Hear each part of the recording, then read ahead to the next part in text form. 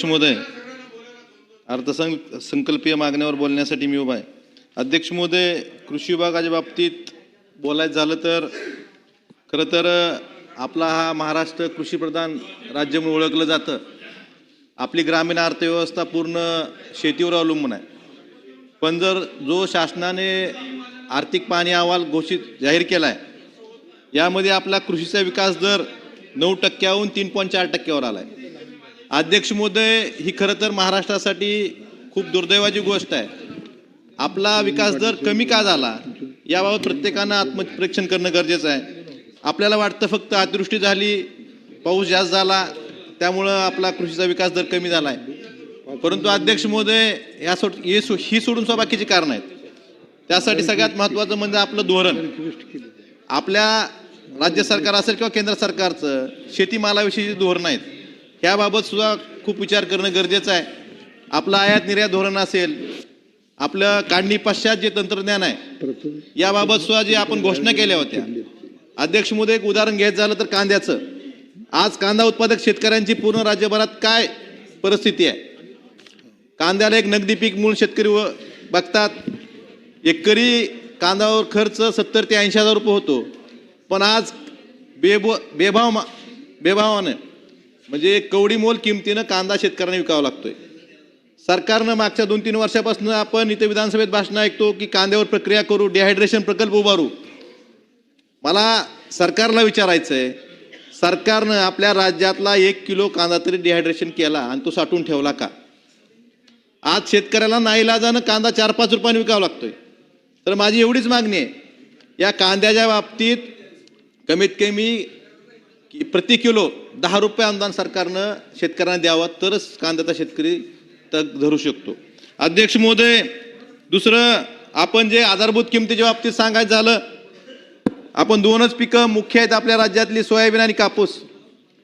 आपल्या राज्य मूल्य आयोगानं 24-25 मध्ये सोयाबीनसाठी एक आधारभूत किमतीसाठी केंद्र सरकारला जे सुचवलं होतं, जे रिकमेंडेशन केलं होतं, ते सोयाबीनसाठी होतं 6,945 रुपयाचं.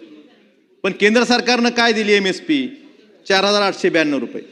म्हणजे प्रति क्विंटल मागं 2,053 रुपये. आपण जे राज्य सरकारनं सुचवलं होतं त्यापेक्षा कमी MSP केंद्र सरकारकडनं जाहीर झाली.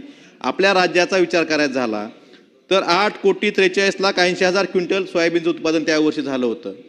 आणि त्याचा हिशोब जर केला 2,053 रुपयानं तर 17,323 कोटी रुपयाचा राज्य सरकारनं सुचवलेलं केंद्र सरकारनं मान्य न केल्यामुळं जी MSP 2,053 रुपयाची घट झाली, त्याच्यामुळं 17,323 कोटी रुपयाची शेतकऱ्याचं नुकसान या धोरणामुळं. एका बाजूला म्हणता डबल इंजिन सरकार आहे, मग राज्य सरकारनं सुचवलेली MSP केंद्र सरकार का देत नाही हेही आपल्याला विचारणं गरजेचं आहे.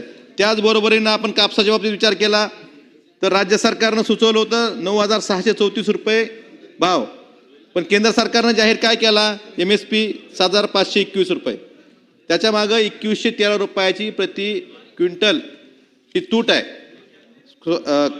कापसाच्या बाबतीत सांगायचं झालं तर जवळपास 5,860 कोटी रुपयाचं निव्वळ नुकसान ह्या केंद्र सरकारनं आपण जे सुचवलं होतं त्यात आपल्याला घट केल्यामुळं झालेलं आहे. अध्यक्ष महोदय, आपल्याला सांगायचं आहे, आपण PM किसानच्या धर्तीवर नमो शेतकरी किसान महासन्मान योजना जाहीर केली. आपण ज्यांच्या नावानं मतं मागतो, ज्यांना आपण देशाचे सर्वोच्च नेते म्हणतो, त्यांच्या नावानं जी योजना जाहीर केली, त्यांच्या नावाच्या योजनेला तर पैसे द्या. शेवटचा हप्ता कधी दिलाय? सगळ्या आमदारांना पत्र आले. PM किसानचा उद्या 22वा हप्ता वितरण आहे पंतप्रधान महोदयांच्या हस्ते. पण राज्य सरकारनं जी योजना नमो शेतकरी महासन्मान योजना जाहीर केली होती, याचे हप्ते शेवटचा हप्ता कधी दिलाय? आपण 9 सप्टेंबर 2025ला शेवटचा हप्ता दिलाय. कधीचा? एप्रिल ते जुलै 25चा. ऑगस्ट ते नोव्हेंबरचा हप्ता दिला नाही, डिसेंबर ते मार्चचा हप्ता दिला नाही. हे हप्ते कधी देणार? ज्या सर्वोच्च नेत्याच्या नावावर तुम्ही मतं मागतात त्यांच्या नावावर जी योजना आहे त्याचे हप्ते तरी वेळेवर द्या. नुसती तर अर्थसंकल्पात तरतूद करून उपयोग नाही. प्रत्येक शेतकऱ्यांना हप्ता का मिळत नाही ह्याचं उत्तर सरकारने दिलं पाहिजे. पीक विम्याच्या बाबतीत आपलं 31,628 कोटी रुपयाचं पॅकेज जाहीर झालं. 1 रुपयाची पीक विमा योजना बंद केली आणि शेतकऱ्यांना परत विमा हप्ता भरावा लागला. आणि त्या पॅकेजमध्ये सांगितलं होतं की 17,000 रुपये प्रति हेक्टरी शेतकऱ्यांना विमा मिळेल. महाराष्ट्रातल्या एकाही शेतकऱ्याला आज ह्या क्षणापर्यंत विमा मिळालेला नाही. कधी मिळणार विमा? एवढं मोठं नुकसान झालं, विम्याची रक्कम कधी मिळणार हे सरकारनं सांगणं गरजेचं आहे. अध्यक्ष महोदय, धाराशिवच्या बाबतीत सांगायचं झालं तर धाराशिवमध्ये जवळपास 500पेक्षा जास्त हे ट्रिगर काढले सरकारने ह्या वर्षी, योजनेत बदल केला. जे मिड टर्म मध्ये ज्या लॉसेस होत होते याचे ट्रिगर काढून फक्त पीक कापणी प्रयोगावरच पीक विमा योजना जाहीर केलं. तर पीक कापणी प्रयोगातले 500 प्रयोग झाले होते, त्यातल्या 217 प्रयोगावर कंपनीचं ऑब्जेक्शन घेतलं. हे त्या जिल्हा स्तरावर समितीनं त्यावर सुनावणी घेतली, ते ऑब्जेक्शन आक्षेप फेटाळून लावले. परत कंपनी राज्यस्तरीय समितीकडे आली. मग हे किती दिवस अपील चालणार? राज्यस्तरीय समितीकडनं परत केंद्रस्तरीय समितीकडे जाणार. त्यामुळं शेतकऱ्यांना पीक विम्याची त्यांच्या हक्काची एवढं मोठं नुकसान होऊन सुद्धा अद्यापर्यंत 1 रुपया पीक विमा मिळाला नाही. का मिळाला नाही? ही दिरंगाई आपण कंपन्यांना पाठीशी घालतोय का, हेही शेतकरी विचारतोय. अध्यक्ष महोदय, धाराशिव जिल्ह्याच्या बाबतीत सांगायचं झालं तर 2020च्या पीक विम्याच्या बाबतीत सर्वोच्च न्यायालयापर्यंत शेतकऱ्यांनी लढा दिला. आधी उच्च न्यायालयात गेले, तिथून सर्वोच्च न्यायालयात गेले, सर्वोच्च न्यायालयापर्यंत शेतकऱ्यांनी लढा दिला. त्या लढ्यात शेतकऱ्यांचा विजय झाला. पण कंपनी कोर्टात वारंवार जाते. परवाच 2025 डिसेंबर मध्ये उच्च न्यायालयाने एक निर्णय दिला की राज्य सरकारचा दुसरा हप्ता होता 134 कोटी रुपयाचा, तो थेट शेतकऱ्यांना द्यावा. त्यात कसं होतं, 3,33,412 शेतकऱ्यांना 514 कोटी रुपये प्रति हेक्टरी 18,000 प्रमाण देणं बंधनकारक होतं. त्याचे 288 कोटी रुपये कंपनीने दिले होते. उर्वरित 225 कोटीसाठी राज्य सरकारचा हप्ता थेट शेतकऱ्यांना द्या म्हणून उच्च न्यायालयाने सांगितलं. त्या आधारे 11 फेब्रुवारी 2026ला 134 कोटी रुपयाच्या राज्य सरकारनं शासन निर्णय करून ते पैसे जिल्हाधिकाऱ्यांकडे एसओला देण्यासाठी, जिल्हाधीक्षक कृषी अधीक्षकांना देण्यासाठी वर्ग केले. पण अध्यक्ष महोदय, आमच्या धाराशिवच्या जिल्हाधिकाऱ्यांनी सरकारी वकिलाला एक पत्र लिहिलं. काय लिहिलं? की हे पैसे आलेले आहेत हे आम्ही वाटावे का नाही, कारण कंपनी सर्वोच्च न्यायालयात गेली होती. मग सर्वोच्च न्यायालयाचा कुठलाही स्टे नसताना, कसलीही स्थगिती नसताना सरकारी वकील, केंद्र सरकारचे जे आपल्या राज्य सरकारचे जे वकील सर्वोच्च न्यायालयात आहेत, त्यांनी सांगितलं की तुम्ही पैसे वाटू नका. का वाटू नका? उच्च न्यायालयानं, सर्वोच्च न्यायालयाने सांगून सुद्धा वकील सांगतायत एक रीट दाखल आहे, रीटमध्ये स्टे आहे का? नाही. मग शेतकऱ्यांचे पैसे ह्या जिल्हाधिकाऱ्यांनी आणि वकिलांनी का थांबवलेत? त्यांना माहित आहे का की सर्वोच्च न्यायालय स्थगित देणार आहे? एक लढा 5-5, 6-6 वर्ष लढायचा का शेतकऱ्यांनी? त्यामुळं हे पैसे, माझे कृषी मंत्री या ठिकाणी नाहीत, पण त्यांना विनंती आहे की हे जे पैसे उच्च न्यायालयाच्या आदेशानुसार तुम्ही वर्ग केलेले आहेत, हे तात्काळ शेतकऱ्यांना वाटप करण्याचे तुम्ही आदेशित करावे. आणि कुठलीही स्थगिती नसताना जिल्हाधिकाऱ्यांनी त्या वकिलाला विचारलं का, आणि वकिलांनी कुठल्या अधिकारात पैसे देऊ नका म्हणून सांगितलं, ह्याची सुद्धा चौकशी झाली पाहिजे. अध्यक्ष महोदय, आपण कृषीच्या बाबतीत सांगायचं झालं की कृषी यांत्रिकीकरणच्या योजना, लॉटरी पद्धत काढली गेली. महाराष्ट्रातल्या जवळपास 36 लाख शेतकऱ्यांना लॉटरी पद्धतीनं त्यांना तुमचे कृषी यांत्रिकीकरण असेल किंवा ज्या वेगवेगळ्या 17 योजना आहेत, 36 लाख शेतकऱ्यांना सांगितलं गेलं की तुम्हाला तुमच्या ह्या घटकात निवड झाली. पण पूर्वसंमत्या किती लोकांना दिल्या?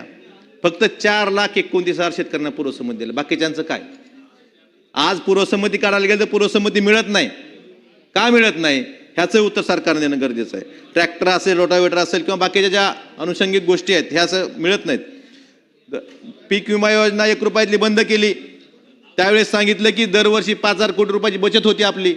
आपण हे 5,000 कोटी रुपये कृषी समृद्धी योजनेला देऊ दरवर्षी. 25-26 मध्ये 1 रुपया दिला नाही.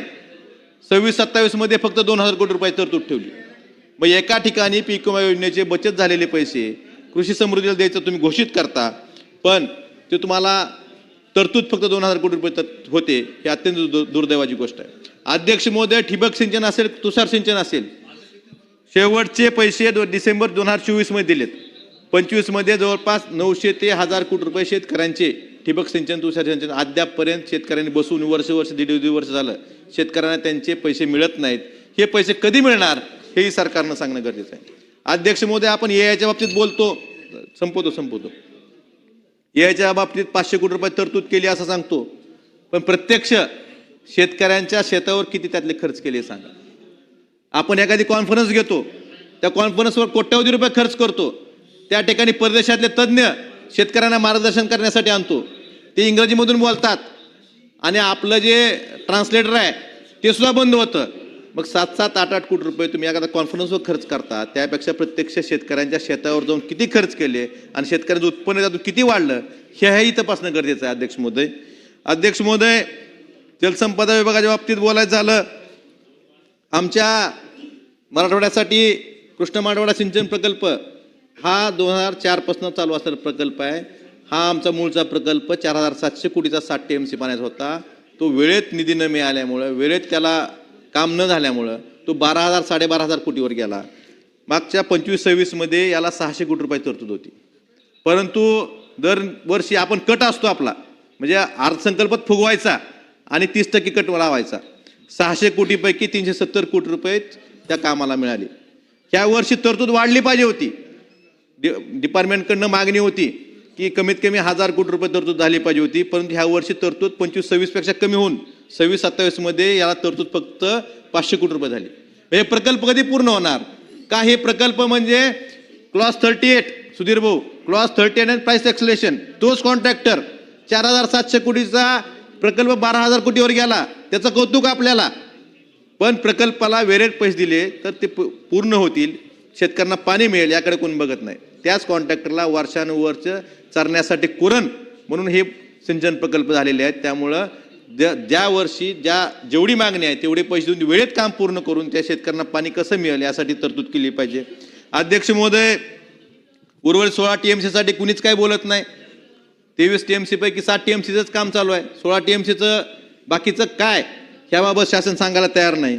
अध्यक्ष महोदय, माझ्या मतदारसंघातील दुधाळवाडी साठवण तलाव ते आंबेवळ साठवण तलावापर्यंतचा जो टप्पा क्रमांक 1 मधला आहे, ह्याचा समावेश कामाचा प्राधान्यक्रमात समावेश करून त्या कामाला सुरुवात करावी ही मागणी करतोय. अध्यक्ष महोदय, राज्य सरकारनं घोषणा केली की कोल्हापुरी पद्धतीच्या बंधाऱ्याचं आम्ही बॅरेजेसमध्ये रूपांतर करू. मांजरा असेल, तेरणा असेल, लातूर जिल्ह्यात बॅरेजेस आहेत, पण धाराशिव जिल्ह्यात या दोन्ही नद्यावर बॅरेजेस नाही. तर माझी मागणी अनेक दिवसापासून मागणी करतोय. जलसंपदा मंत्र्यांना अनेक वेळा पत्र दिलं, पण याबाबत कुठलीही कारवाई झालेली नाही. तर माझी विनंती आहे आपल्या माध्यमातून की त्यांनी याबाबत गांभीर्याने घेऊन मांजरा आणि तेरणा नदीवरल्या बॅरेजचं रूपांतर कोल्हापूर बत्तीच्या बंधारा रूपांतर बॅरेजमध्ये करण्यासाठी प्रशासकीय मान्यता द्यावी. अध्यक्ष महोदय, 2 मिनिटात संपवतो. अध्यक्ष महोदय, लासरा बॅरेजच्या भूसंपादनाचे पैसे अनेक वर्षापासून 10 वर्षापासून पेंडिंग आहेत. यासाठी सुद्धा तरतूद नाही, अर्थसंकल्पीय तरतूद, ती तरतूद लवकरात लवकर करावी ही विनंती करतोय.